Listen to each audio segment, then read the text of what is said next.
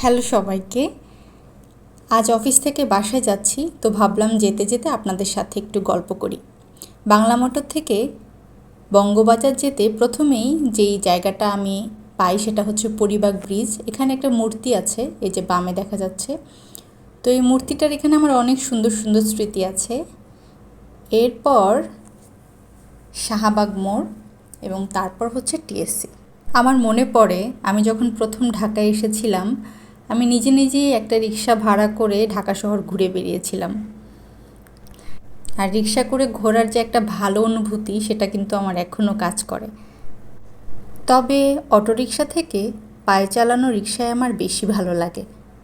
এই তো কিছুদিন আগে অটোরিকশা এত দ্রুত চলে যে একটা ছোটোখাটো অ্যাক্সিডেন্টই করে ফেললাম।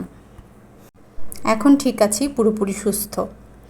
তো এরপর থেকে অটোরিকশায় উঠলেই বলি যে আস্তে ধীরে চালাবেন, সাবধানে যাবেন। এই কথাটা বলতে আমি কিছুতেই ভুলি না।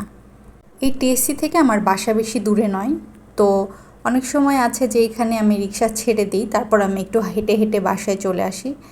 কারণ সারাদিন অফিসে বসে থাকা হয়, সেভাবে হাঁটা চলা হয় না, এক্সারসাইজ করা হয় না।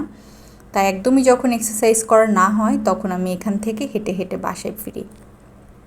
তো আজ আসলে সেভাবে হাঁটাহাঁটি করার মুড নেই, তাই আমি রিক্সা নিয়েই বাসায় ফিরে যাচ্ছি।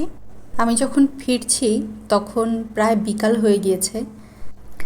তো যেতে যেতে বিকালবেলার যে একটা সুন্দর হালকা নরম রোদ আছে, সেই রোদটা দেখতে দেখতে যাচ্ছিলাম।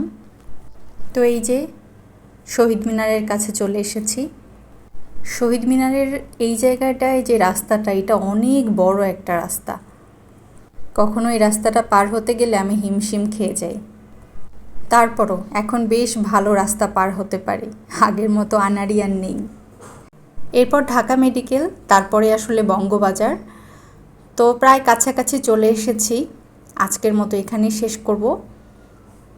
তো ইচ্ছা করছিল আপনাদের সাথে আমার প্রতিদিনের যাওয়া আসার রাস্তাটা শেয়ার করতে, তাই ভিডিওটা বানানো। আশা করি আপনাদের কিছুটা হলেও ভালো লেগেছে। সবাই অনেক ভালো থাকবেন। টাটা।